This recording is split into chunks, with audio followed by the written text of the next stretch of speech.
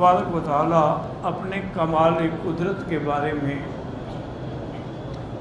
دلائل کا ذکر فرماتے ہیں کہ اولم یروا، کیا یہ نہیں دیکھتے ہیں کہ اللہ نے جو چیزیں پیدا کی ہیں، کوئی چیز بھی یتفیع ظلالہ عن الیمین و عن الشمائل، کہ اس کے سایہ جو ہے کبھی دائیں کبھی بائیں، سب اللہ کے آگے سجدہ ریز ہیں، اور ہر چیز جو ہے وہ اللہ تبارک و تعالیٰ کے آگے جھکنے والی ہے۔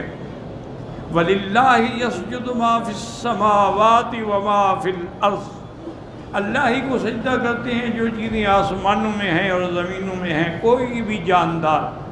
وَالْمَلَائِكَةُ، اور اللہ کے فرشتے، وَهُمْ لَا يَسْتَكْبِرُونَ، وہ کبھی بھی تکبر نہیں کرتے۔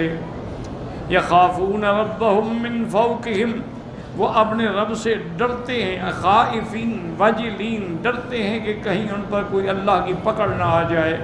وَيَفْعَلُونَ مَا يُؤْمَرُونَ، اور وہی کام کرتے ہیں جن کا ان کو حکم دیا جاتا ہے۔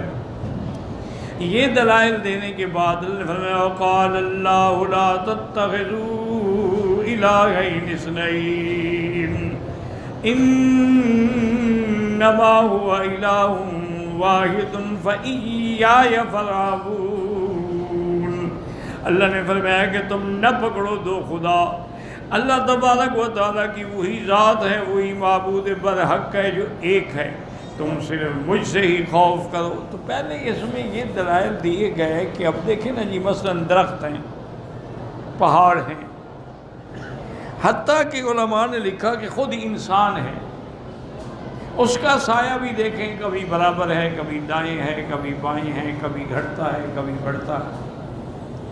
اسی طرح جتنی چیزیں ہیں، پہاڑ ہیں، درخت، ان کا سایہ بھی دیکھو کبھی دائیں ہے، کبھی بائیں ہے، کبھی بالکل برابر میں ہے۔ تو یہ سارا نظام کون چلا رہا ہے؟ صرف تم اگر اپنے سائے پر بھی غور کر لو تو اللہ کی وحدانیت، الوہیت اور قدرت پر ایمان لے آؤ۔ اور یہ کہ ہمارے نزدیک بس ایک سایہ ادھر ہو رہا ہے ادھر، حالانکہ ہر چیز اللہ کو سجدہ کر رہی ہے، اور ہر کسی کے سجدے کا طریقہ الگ ہوتا ہے۔ جیسے کہ اللہ فرماتے ہیں مِن شَيْءٍ إِلَّا يُسَبِّحُ بِحَمْدِهِ، دنیا میں کوئی چیز ایسی نہیں جو اللہ کی تسبیح بیان نہ کر رہے، وَلَٰكِن لَّا تَفْقَهُونَ تَسْبِيحَهُمْ، لیکن ان کی تسبیح کو تم سمجھ نہیں سکتے ہو وہ کیسے تسبیح کرتے ہیں، ورنہ ہر چیز تسبیح کرتی ہے۔ اللہ تبارک و تعالیٰ کے لیے اللہ کے پہاڑ بھی تسبیح کرتے ہیں، اللہ کے لیے تمام قطرات، ابحار، اشجار بھی تسبیح کرتے ہیں، لیکن تم سمجھ نہیں سکتے۔ اب اس کے بارے میں بھی یاد رکھو دو قول ہیں، ایک ہوتا ہے تسبیح حالی اور ایک ہے تسبیح قالی۔ کیا معنی؟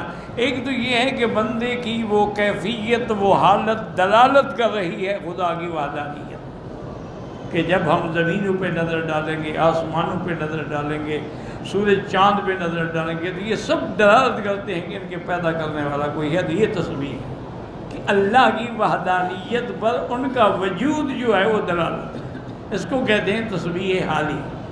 اور ایک تسبیح قالی ہوتی ہے کہ جیسے ہم کہتے ہیں سبحان اللہ الحمد، اسی طرح ہر چیز تسبیح بھی کرتی ہے اور اب زبان سے کرتی ہے۔ جیسے کہ حضرت سلیمان علیہ السلام نے چیونٹی کی بات سمجھ لی، ہم نہیں سمجھ سکتے۔ اسی طرح جیسے صحیح حدیث مبارک میں آتا ہے کہ سورج جب اپنا مشرق سے چل کے مغرب کی طرف آتا ہے اور پھر دورے کے لیے آتا ہے، تو وہ اللہ کے عرش کے نیچے سجدہ ریز ہوتا ہے۔ اب وہ سجدہ کیسے کرتا ہے؟ ہمارے سجدے کی طرح تھوڑا ہے، اس کا اپنا سجدہ ہے۔ پھر وہ اللہ سے اذن لیتا ہے کہ اب میں کہاں سے طلوع ہوں، اللہ حکم دیتے مشرق سے طلوع ہو جاؤ، اور جب قیامت قریب آ جائے گی اللہ حکم دیں گے کہ آج مشرق سے نہیں، اب مغرب سے طلوع ہو جاؤ۔ تو ہر چیز یعنی چاند سورج بھی اللہ کو سجدہ کر رہے ہیں، اللہ کے فرشتے بھی، حتیٰ کہ ایک دن میرے آقا نے، رحمت دو جہاں نے، محبوب دو عالم نے صلی اللہ علیہ وسلم صحابہ میں بیٹھے تھے اور آپ نے سر مبارک اٹھایا، فرمایا اتت السماء وحق لها ان تعیت، آسمان سے چرچراہٹ کی آواز آ رہی۔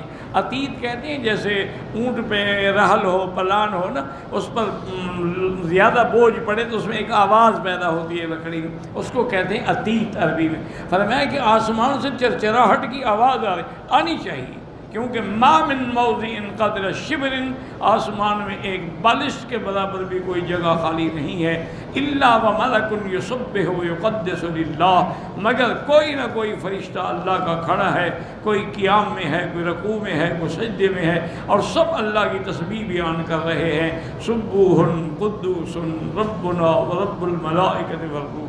تو ستارے بھی اسی طرح، ستارے جو ہیں ان کا جو نظام چل رہا ہے یہ بھی ایک تسبیح ہے، چاند کا ایک دورہ ہے یہ بھی ایک تسبیح ہے، سایہ۔ اسی لیے اللہ نے فرمایا کیا تم اس پہ غور نہیں کرتے ہو؟ جب ہر چیز اللہ کو سجدہ کرتی ہے اور ملائکہ بھی سجدہ کرتے، اور پھر ملائکہ جو معصوم ہیں، بے گناہ ہیں، اللہ نے نور سے پیدا کیا ہے، اللہ کے فرما بردار، لیکن پھر بھی وہ ڈرتے ہیں کہ اللہ کی مرضی ہے، اللہ چاہے تو پکڑ لے۔ اللہ تبارک و تعالیٰ سے کون پوچھے گا کہ کیوں پکڑ لیا ہے؟ اور آگے فرمایا کہ جب یہ ثابت ہو گیا کہ سب کچھ اسی کا ہے، اسی نے بنایا ہے، تو اب تم دو خدا نہ بناؤ، جیسے بعض لوگوں نے دو خدا بنائے تھے۔ وہ کہتے تھے کہ ایک خدا جو ہے وہ تو خیر کے لیے ہے، اور نعوذ باللہ ایک خدا ہے جو شر پیدا کرتا ہے، ایک خدا ہے جس نے نور پیدا کیا ہے، اور ایک خدا ہے جس نے اندھیرا پیدا کیا ہے۔ تو جو خیر اور رحمت والا ہے اس کو یزداں کہتے تھے، اور جو شر اور ظلمت والا ہے اس کو اہرمن کہتے تھے۔ تو ان کے عقیدے میں دو خدا ہے، خبردار اللہ ایک ہے، دو نہ بنایا کرو۔ اچھا، اسی طرح عیسائی جو ہیں وہ تثلیث کے قائل، وہ کہتے ہیں کہ ثالث و ثلاثہ، ان تین میں ایک خدا ہے، باپ ہے، بیٹا ہے، روح القدس ہے۔ تو اس لیے صرف یہ ضروری نہیں ہے کہ دو نہ بنے، مقصد یہ ہے کہ اللہ کے ساتھ کسی طرح بھی کسی اور معبود کو شریک نہ۔ اچھا، یہاں الہین بھی تثنیہ ہے، یہی کافی تھا، لیکن الہین نسنین، پھر اسنین کہنے کی کیا ضرورت تھی؟ جب الہین فرما دیا تو وہ تثنیہ ہے کہ دو خدا نہ بناؤ، خدا ایک ہے۔ لیکن آگے پھر تاکید کے لیے فرمایا اسنین، دو نہ بناؤ ہرگز، انما ہوا، انما حسر کے لیے، انما ہوا الہ واحد، معبود برحق ایک ہے، جو واحد بھی ہے، جو احد بھی ہے، جو صمد بھی ہے، جو لم یلد ولم یولد بھی ہے، اور اسی سے ڈرو، اسی کے ہاتھ میں ہر چیز ہے۔ وَلَهُ مَا فِي السَّمَاوَاتِ وَالْأَرْضِ وَلَهُ الدِّينُ وَاصِبًا۔ وَلَهُ، یاد رکھیں جب ظرف مقدم کر دی جائے نا تو حصر ہو، اسی ہی کے لیے ہے جو کچھ، جیسے آپ کہتے ہیں نا ایاک نعبد و ایاک نستعین، ورنہ اصل تو تھا نعبد ایاک نستعین، لیکن ایاک ظرف مقدم ہو گئی، حصر ہو گیا کہ صرف تیری ہی عبادت کرتی ہے، تجھ ہی سے مدد مانگتے ہیں، اور کسی سے ہم مدد نہیں مانگتے ہیں، اور کسی کی ہم عبادت نہیں کرتے۔ اسی لیے فرمایا وَلَهُ مَا فِي السَّمَاوَاتِ وَالْأَرْضِ وَلَهُ الدِّينُ وَاصِبًا۔ یاد رکھو، واصباً کا معنی دائماً، بعض علماء نے فرمایا واصباً کا معنی ہے خالصاً لہو، یعنی اللہ کا دین دین خالص ہے۔ اَفَغَيْرَ اللَّهِ تَتَّقُونَ، کیا تم اللہ کو چھوڑ کے غیر اللہ سے ڈرتے ہو؟ وَمَا بِكُم مِّن نِّعْمَةٍ فَمِنَ اللَّهِ، جو کو تم کو نعمت ملتی ہے، رزق ملتا ہے، خوشی ملتی ہے، اور سب اللہ کی طرف سے۔ لیکن بندوں کا حال کیا ہے؟ ثُمَّ إِذَا مَسَّكُمُ الضُّرُّ فَإِلَيْهِ تَجْأَرُونَ، جب تکلیف پہنچتی ہے تو پھر اللہ کو پکارتے ہیں، اللہ کی طرف لوٹتے ہیں، پھر گڑ گڑا کے اسی سے مانگتے ہیں۔ ثُمَّ إِذَا كَشَفَ الضُّرَّ عَنْكُمْ، پھر جب اللہ اس تکلیف سے نکال دیتے ہیں، فَإِذَا فَرِيقٌ مِّنكُمْ بِرَبِّهِمْ يُشْرِكُونَ، پھر تم میں سے ایسے بھی ہیں کہ پھر اللہ کے ساتھ شرک شروع کر دیتے ہیں۔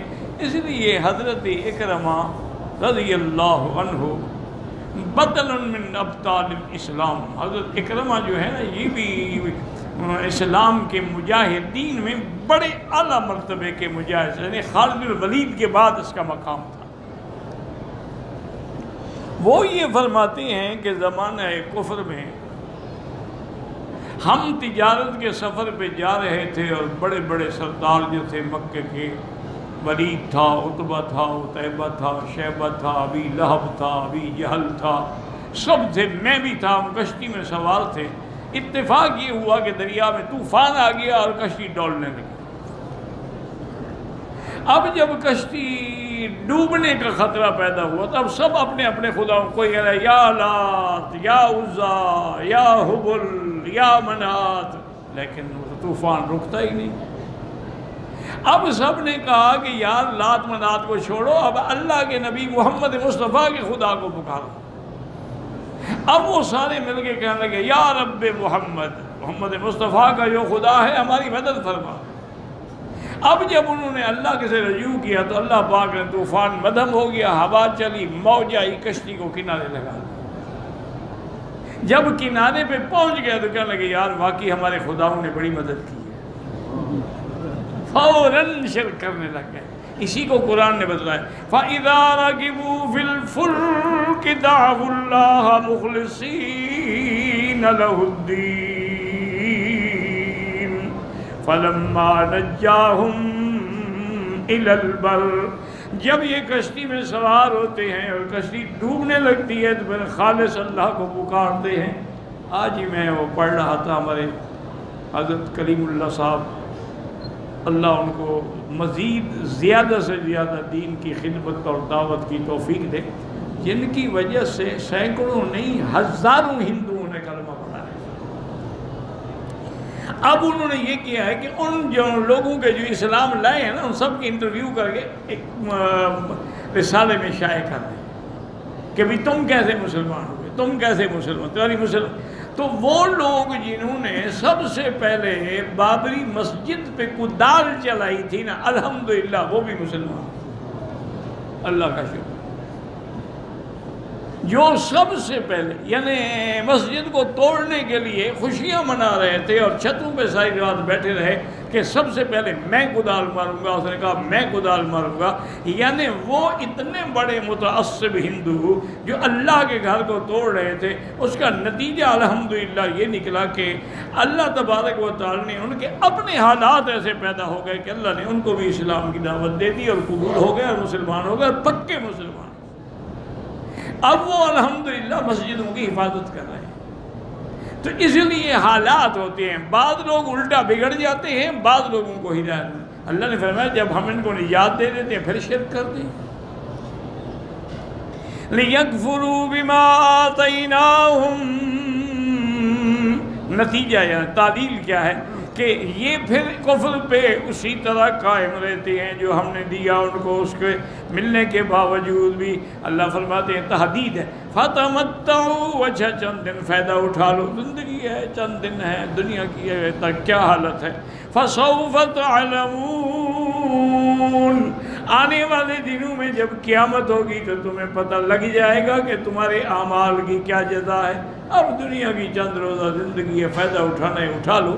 تو اصل معنی یہی ہے کہ ہر آدمی کو کوشش کرنی چاہیے کہ اللہ نے جو ہمیں یہ زندگی کے چند لمحات عطا فرمائے ہیں، موقع عطا فرمایا ہے۔ اب دیکھو نا جیسے آپ حضرات عمرے پہ آئے ہو، ہر آدمی کاروبار میں ہے، ذمہ دار ہے، اپنے اپنے معاملات میں پھنسا ہوتا ہے، لیکن اب تم اللہ کے گھر میں ہو، اب تو کوئی کام نہیں ہے۔